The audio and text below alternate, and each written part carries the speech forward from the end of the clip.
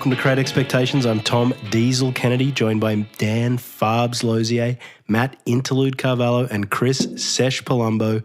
We are the Groovy Guys.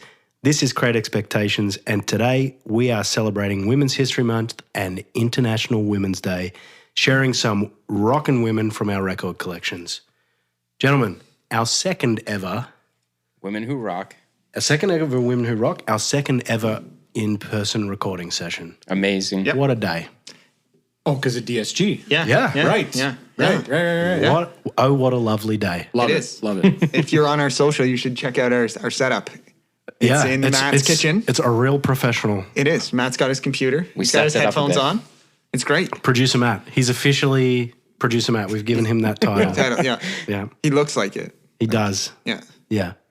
So, what do we have in store? We're going to be talking about indie queen Phoebe Bridgers Punisher, Paramore's self-titled album, Canadian session musician Kendel Carson, and Aussie rockers Full Flower Moon Band.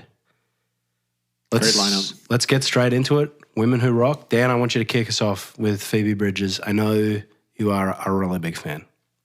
I'm a big fan. It's funny because when I talk about Phoebe Bridgers, she's probably one of my favorite artists right now. I really, really loved the Last Boy Genius album that came out in 2023. But Alina will die on this hill. She tells me that she introduced me to Phoebe and that I did not like it when she introduced me to her. And so I don't know when she did, but it was definitely before I discovered Punisher, which was about a year after it was released.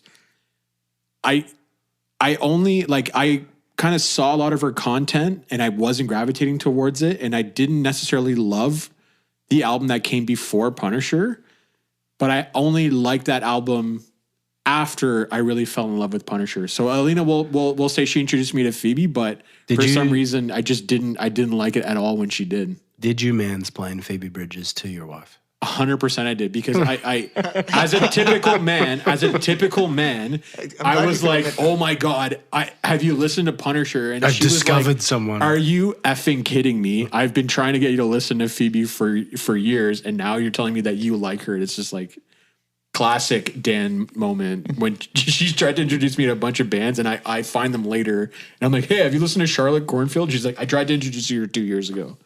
Anyways. So tell us about this album. Punisher is honestly, it's in my top 5 favorite albums of all time. Damn. Cool. I immediately fell in love with this. For some reason, again, like for some reason I wouldn't want to get into Phoebe, but as soon as I heard Garden Song, that song It's amazing. hit me so hard. And it's 100% because of the production and how that song is crafted. There's so many layers to that song. The lyricism, I think Phoebe is unmatched right now in terms of writers in the music space. Her production team, there's something about her production team, the way they get the tone out of their guitars, they layer so many vocals on their tracks. Garden Song especially had that very deep male tone come through on the chorus, and as soon as I heard that song, it was like, wow, this is like very serious production. And then you start getting through the entire album, and then it just kind of it just hit and hit and hit and hit one after another. And the thing that I love most about music in general is, what is the artist bringing new to the table? And there was so much fresh sound coming out of this album that it immediately went right up to the top of my list. It was an album that I listened to on repeat all year in 2021. It could have easily have been my favorite album of 2020 if I would have gotten it in 2020.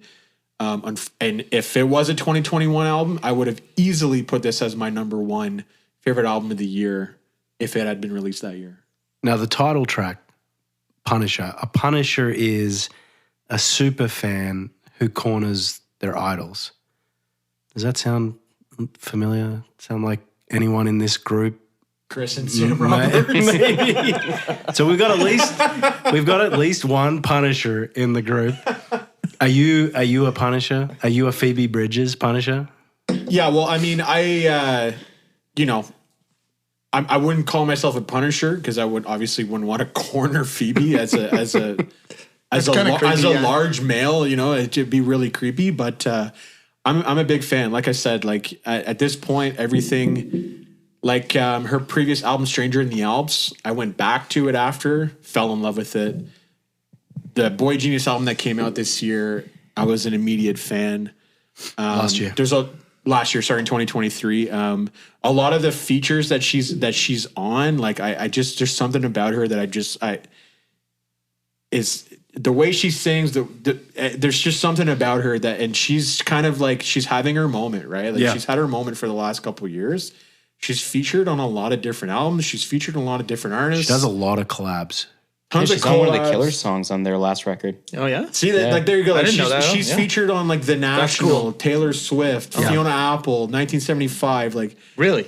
She's very active. yeah, she's really, Really active cool. in I the didn't know scene, that. right? And she's, you know, so I can't say enough good things about her. And I'm really excited. As much as I love the Boy Genius album, it to me it didn't hold it as much as I liked it. I don't think it was anywhere near as good as Punisher. I'm really, really, really stoked to see what she puts out as her next solo album. Do you know what I love about this pod and this group and our WhatsApp group?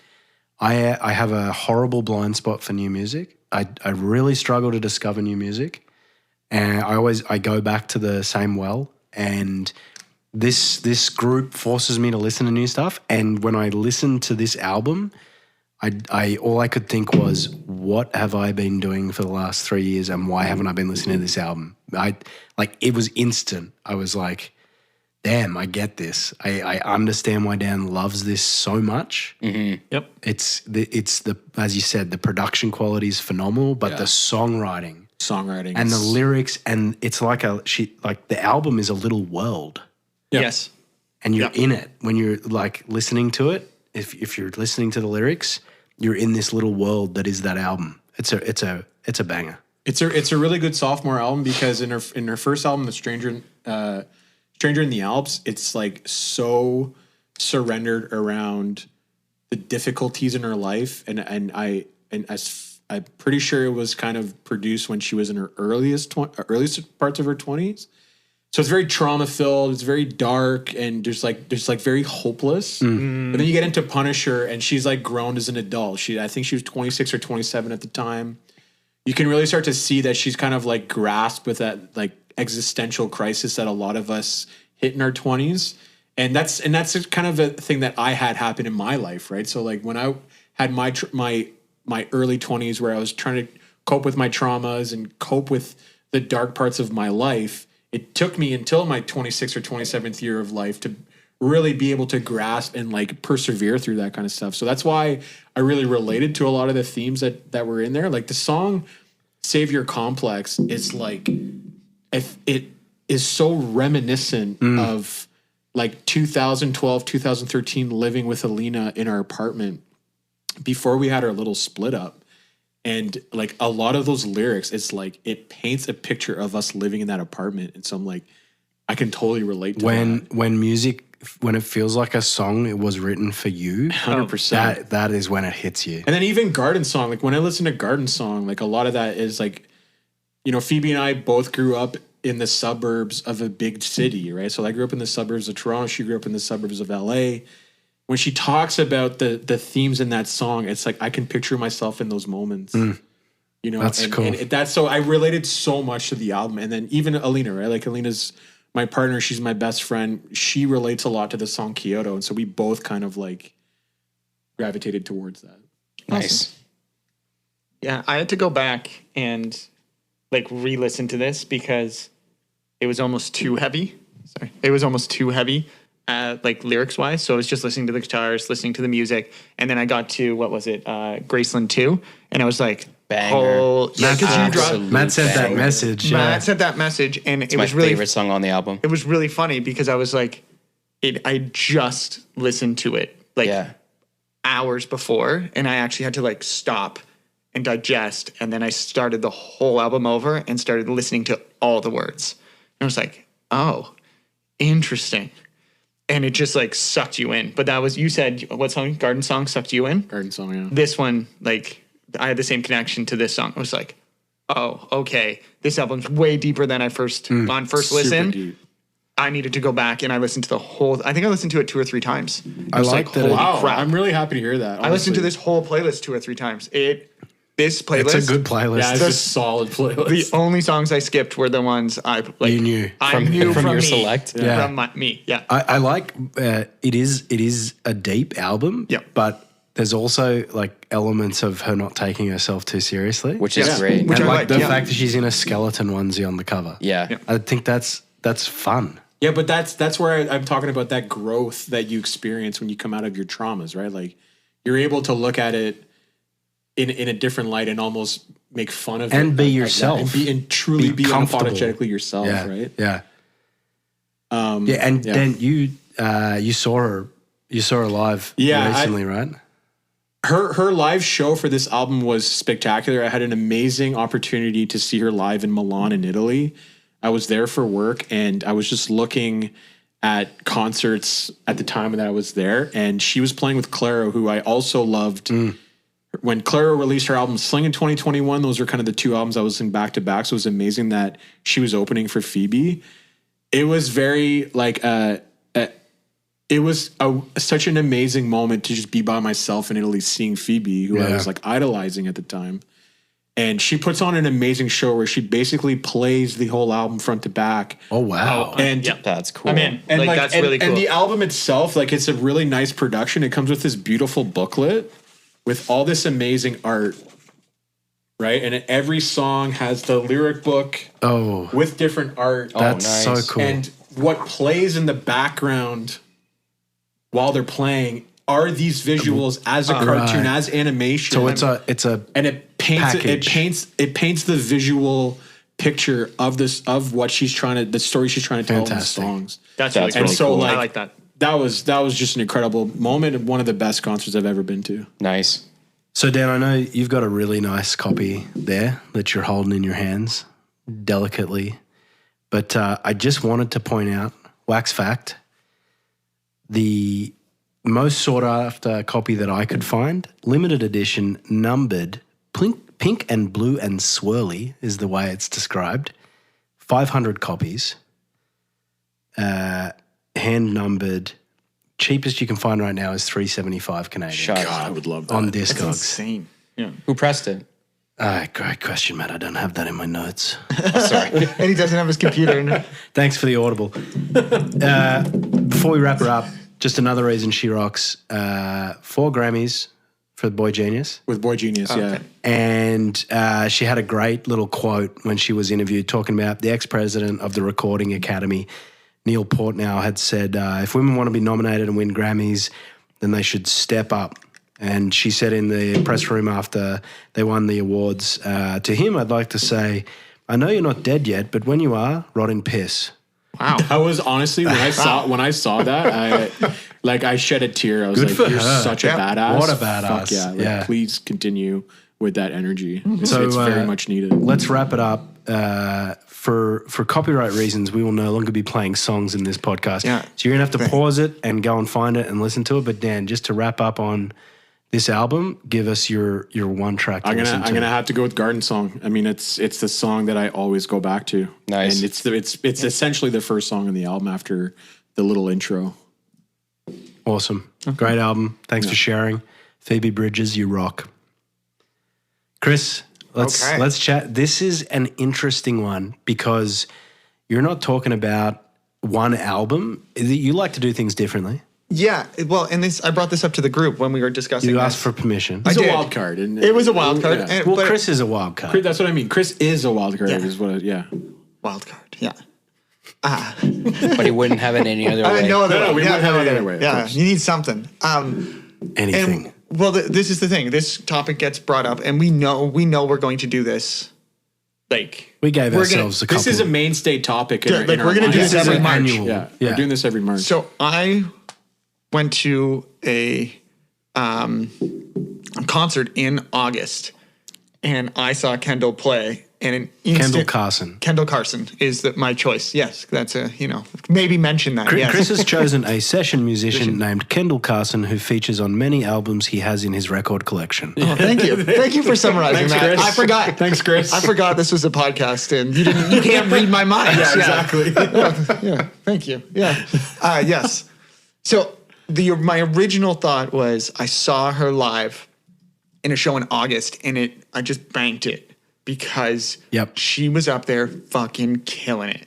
And I'm talking just like preserve that in your memory. Like I need to remember this for a reason. Yeah. And me and my wife were there. My wife was like super pregnant at the time and we're at this show and me and my wife like look at each other and we're like, holy shit, she can play the fiddle. Like she can play the violin. She is killing it. So it was a Alan Doyle show.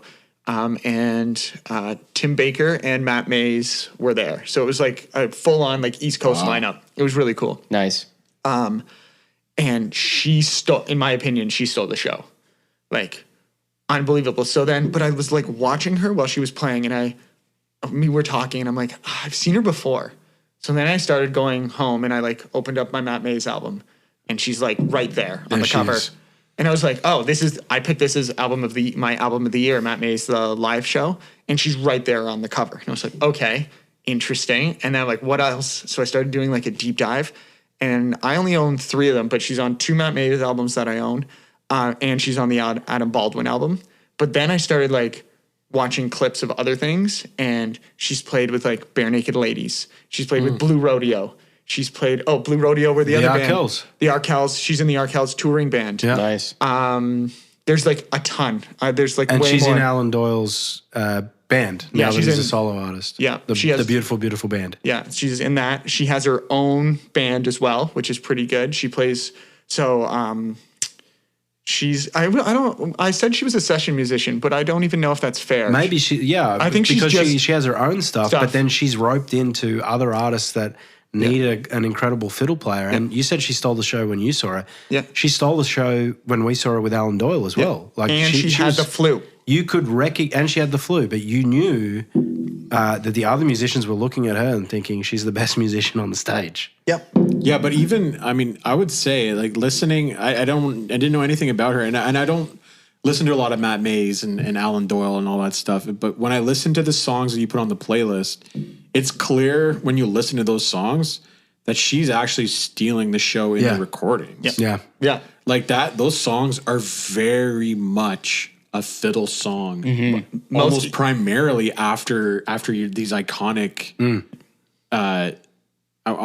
singers, right? Like these guys have these obviously very iconic Canadian sounds. Yes. But she is so much at the forefront of those recordings. Yeah. And it was amazing. Like and you don't really ever hear those people's names, right? So I'm glad you actually picked her as your pick. When I saw her and then when I started doing the research, I was like, no, she needs to be highlighted. This without, especially in East Coast music, the fiddle's like a main stage. Yeah. Like you need a good fiddle player and you can instantly tell when a fiddle player isn't good enough to be keeping up with the rest of the band. Right. And yeah, it comes through again on the recordings that I sent, like, because I made like a mismatch of some she shone, some she didn't.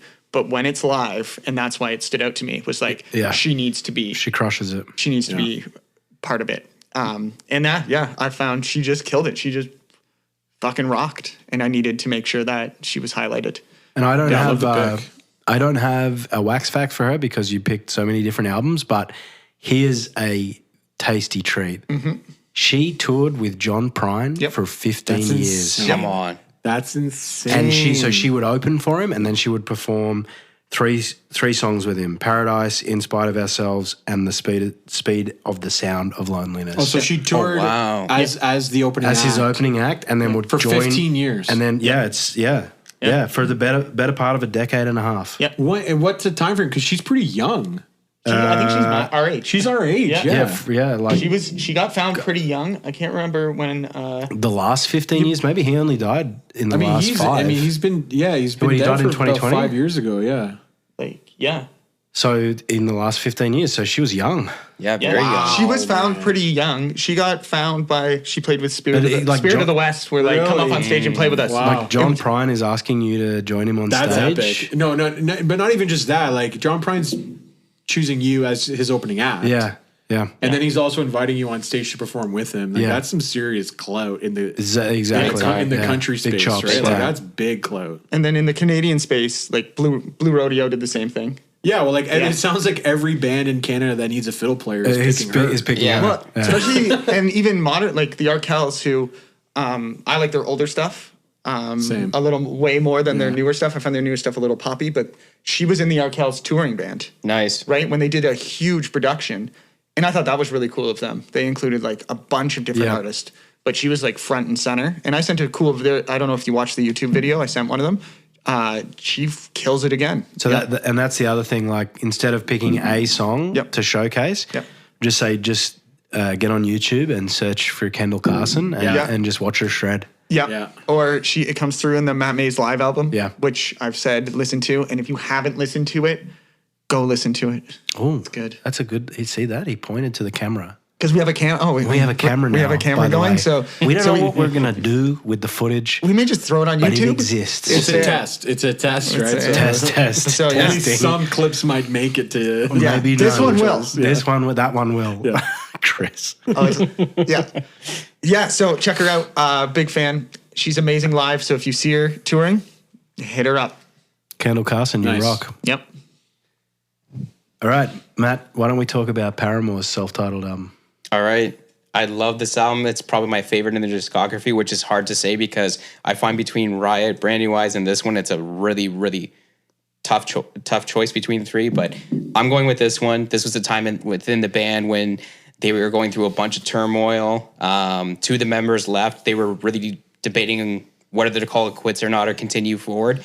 I'm really glad they did because this album is an absolute banger start to finish. What I like about this album especially is I find it's like it does have its poppy moments, but I think it does have a darker tone for a lot of the album. Even some of the interludes on the album, like I really like Moving On. It's a nice little 1 minute track, but absolute banger. I love the interludes. I think the interludes may be my favorite. I think they're my favorite too. The way they mapped up this entire album was just perfect.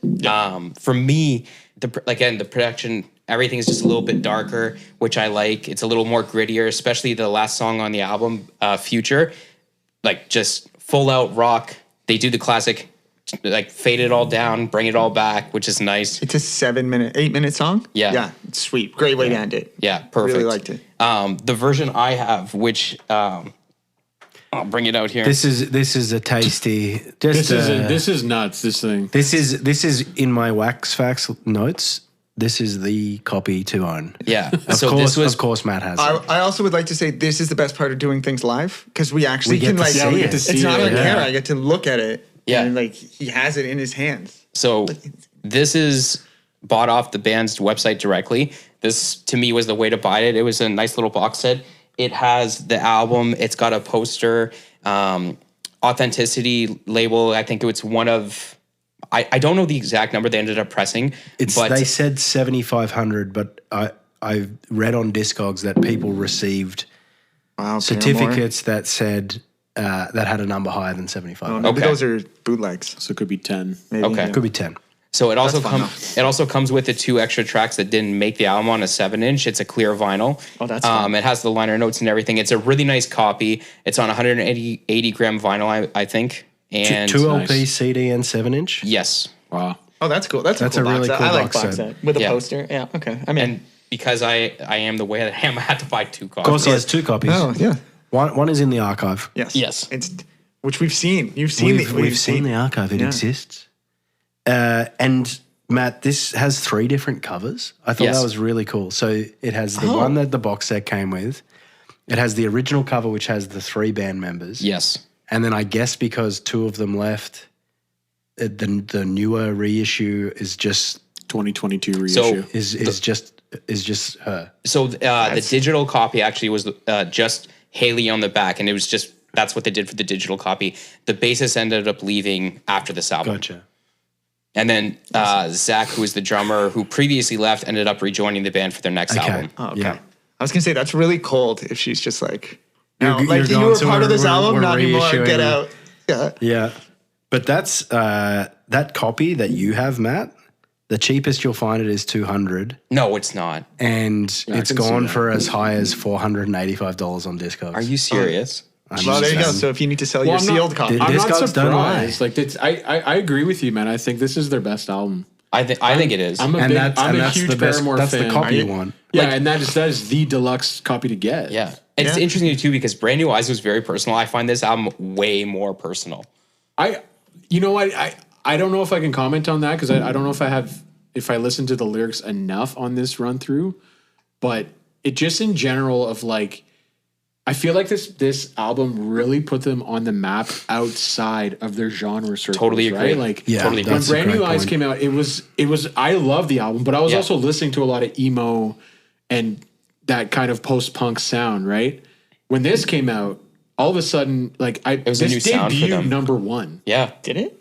Yeah, It was a massive Like this album. was like charting on the pop charts at #1 immediately, and it really put them on the map outside of those circles. Mm-hmm. And, I think that's because the sound is more mature, Yes. it's more like alternative rock. But than yeah, it is Yeah. metal. Which to me I love.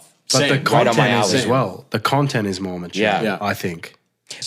It's interesting too because you have like a song like Ain't It Fun, which I find kind of blends the two genres together, but you have a song like, Now, Proof, Yeah. Future, that are a lot more grittier, more in that alternative realm. Yeah, Yeah, I like the balance of it. Yeah, me Like, too. That's why I said the interludes are my favorite part, but I wouldn't want just the album like that. I love the Ankle Biters too is another example.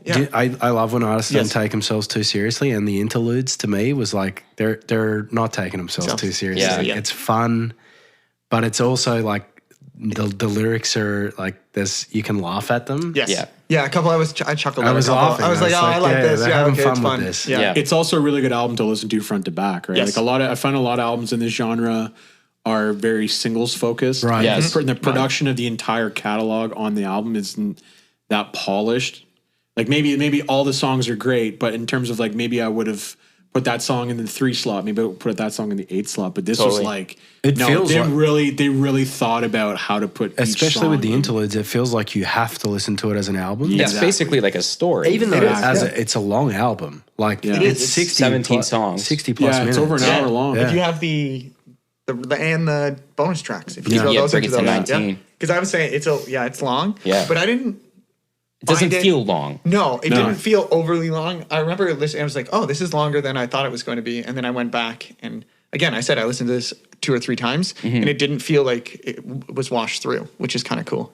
I didn't skip. No, this- Rare of me not to skip stuff. No skips. Well, this, No skips. like you said, this playlist was so strong. It was a no skip playlist. Yeah, it totally. was. It was. Yeah. I somehow missed this. I don't know if you, Tom, if you listened to this album when it first came out, but I did I not. didn't. Like I completely missed, and now I'm Nothing? like nothing. Like Really? Yeah. Not even I'm any you trying to guys think. have mentioned. I'm trying to think of what I was listening to in 2013. I would have been. Yeah, I don't know. I probably was still obsessed It with was like. not Paramore. Yeah. Sam Roberts. No, well, he put out like a couple weird albums then. Well, his I wouldn't call them weird. That was a but burn. yeah, I know it was. That was a burn on you. I don't know, but I was probably still listening to Wolf Mother, to be perfectly honest. Fair Probably. enough. Nice. Yeah.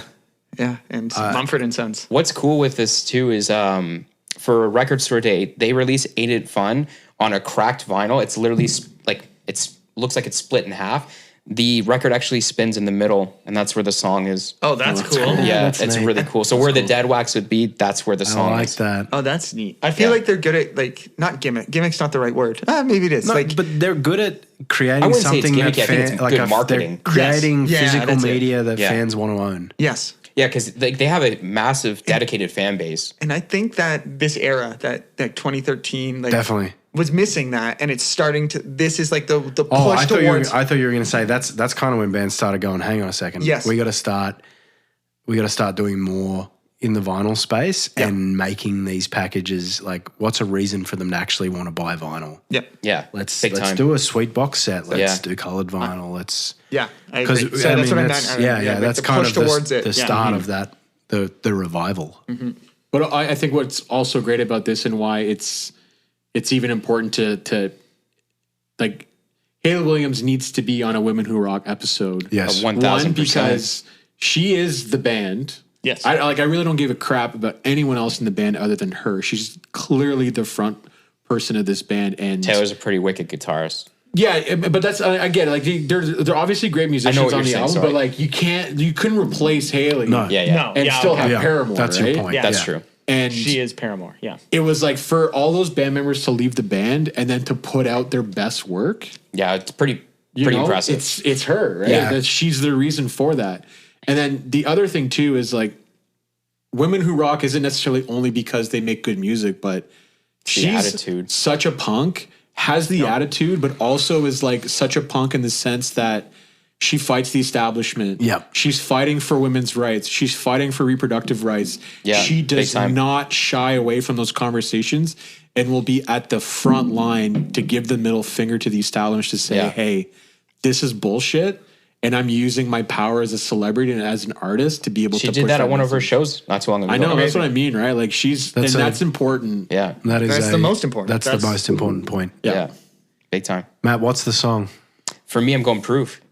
Wow, It's a little bit deeper in the catalog for this I one. love that. Yeah. But he did. There's no hesitation. No, it's here. I love that. I Yeah. love that. Yeah, So, I yeah. love the guitars, love everything about that song, lyrics, vocal performance, everything. Sweet. Cool pick. I got one more thing I want to add to this. So before they did their full-fledged worldwide tour, they did a small show at Sound Academy. They made the bold choice of that. opening with their interlude, Moving On. And then Haley comes out like a ball on fire, boom, starts off. Right after that, amazing. Yeah, That's really sick. cool. That's fun though. Like start soft and just kick down Yeah. the door. And I'm pretty sure it was Misery Business after that, right after that. So it was like a good just way to kickstart the show. Yeah, that's cool. Sweet. Yeah. Love it. Haley Williams, you rock. Yeah. All right, Tom. What do you got for us? All right, let's just for something different. Let's talk about a band from Brisbane. Who?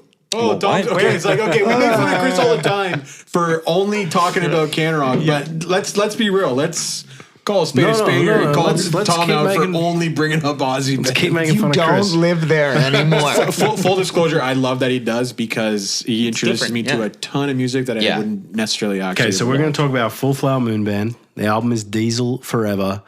The two women who rock are Baby Shakes Dillon, Kate Dillon, who is the band leader, and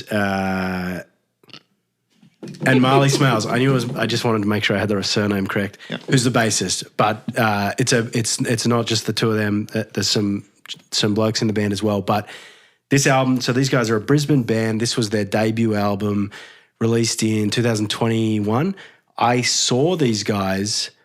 They were a late replacement for an opening act for the Chats in Brisbane. Nice. Oh wow. So That's amazing. Had some other band not fallen through, I wouldn't have seen these guys and been aware of them. But these guys open and they just oozed attitude, Nice. oozed rock. So I could feel that. I followed Yeah, them. this on- album is full of attitude. yeah, I followed them on Instagram, kept an ear out, and they released this album as a pre-order, 300 copies, signed by Baby Shakes Dillon.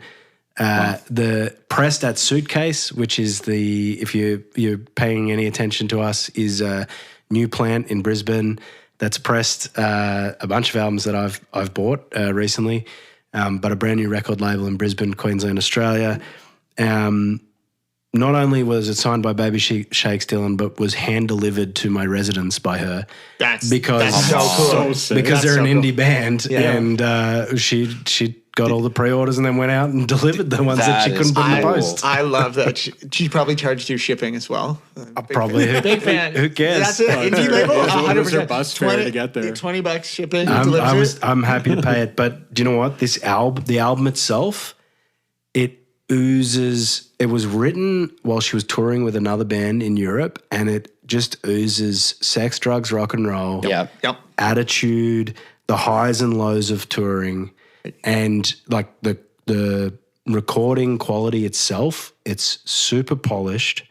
It was recorded with one rehearsal and no click track. No way. way. This is according to the band, but Okay. like she came back from touring Europe. Someone asked her if she had any material. She had 2 weeks to pull it together and pull a band together. She didn't have a band.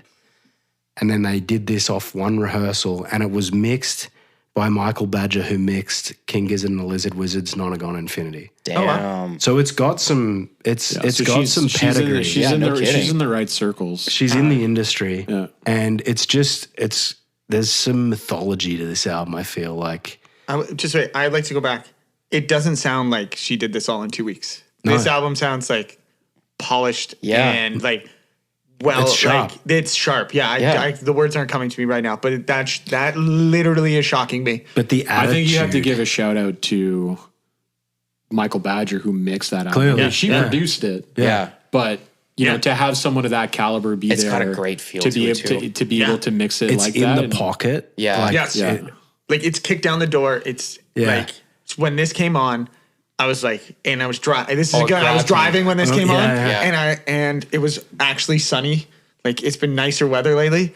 Windows came down, and I was like, yes, like, yes. Count it up. Here's the thing. I don't know if I got too much like kick the door down vibes from the album. I really felt like this is a lot more grungy. It is very than it was like a punk punch. Like if you like when you describe that, I think like Animals and Sniffers. Oh no, it wasn't that. No. She's gonna kick the door down. No. And she's gonna ask to get into that bar 1,000 times. It was more like she's gonna make an entire room just kind of swagger. Yeah, that's the vibe that I got. Where it's like you're at a Smashing Pumpkins concert. I felt it was a little more. Like, I don't know. Okay. Matt had what did you call it? You said it earlier. To me, this was like, especially with the first track, it kind of draws you in. And to me, it was like LA Chic. To me, if Jack White and St. Vincent had a child together, this is what came so maybe out of you're it. right. Kick down the door, maybe too aggressive. But what a cool, I love that. That's a good comparison. I don't know, that for whatever reason, that's the tone it set for me. And the cool thing about these guys is like they're working really hard. I follow them on Instagram. They just released a new single and they're touring hard. Like they're on festival lineups. They're supporting bands. They supported the Black Crowes on their most recent national tour. That's cool. Like they're working really hard to make it. Yep. I've seen them 2 or 3 times in Brisbane. Do you know what? Actually, JB opened for them. JB Patterson opened for them. Oh, no way. But that's being part of the Brisbane music scene. Yeah, they're friends. They're friends. You can tell. Like it's funny that you mentioned him and then you mentioned King Gizzard. It's like she's clearly hanging out at the right bars. Yeah. And is going to the right studios, meeting all these people. Yeah. But you know what? We talk about women who rock. She has a presence. She's a front woman. Yes. She's clearly the band leader. Yep. She plays guitar. She sings. She's got a bit of fashion about her. Like she's worn a boa on stage. Damn. I saw her. They sold out the Tote, which is a live music venue in Melbourne that got saved by a crowdfunding campaign. Oh, I saw that. Yeah. Real quick sidebar. The Tote is a storied live music venue in Melbourne. Was going to be sold to developers. And the couple that managed the bar started a crowdfunding campaign and raised enough money to buy it. That's amazing. And it's now in a trust and will be a live music venue forever. Oh, that's cool. That's awesome. They played a sold-out show at the Tote recently, and she was in like a jumpsuit. She modeled on Instagram. She was like, "This is my new gig outfit. I'm testing out." She's in this like weird one-piece jumpsuit. So she's got a what you expect from like a rock and roll front person. She's got a bit of charisma, bit of swagger. Flash. You can feel that on the album. You can feel it on the album. Yeah, it oozes attitude. Yeah. Yep. I like it. If they come, we're going.